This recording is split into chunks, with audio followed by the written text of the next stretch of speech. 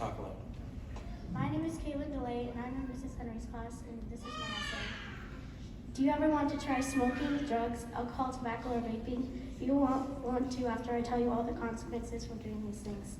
In the 14 weeks of DARE, I learned a lot about how alcohol, tobacco, vaping, and drugs can really change your life. In this essay, you'll see how bad these things are for you and how these things can mess with your brain and body's health. I chose 3 topics that I learned in DARE, and I will tell you about them. I chose to write about alcohol and tobacco use. I also chose to write about peer pressure and the risks and consequences that can happen from doing vaping and drugs. I chose these 3 topics because I think these are the most important. Did you know that over 480,000 people die from tobacco every year?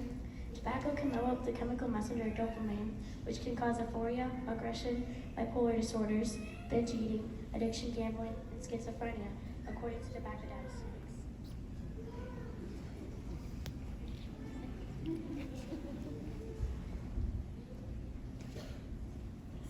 When drinking too much alcohol, you can do things you regret.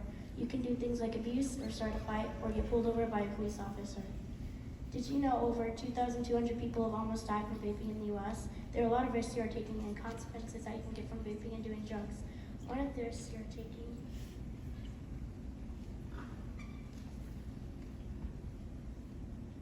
are taking is that your parents can find out if you are doing these things. Another risk you are taking is if you smoke marijuana or other drugs, you're most likely to have lung problems or die from lung cancer.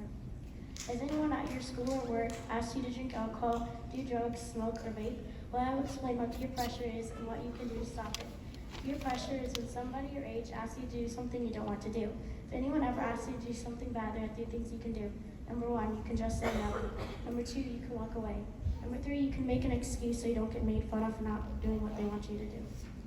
I hope this was helpful because it really helped me to understand how bad these things are for you and how they can change you.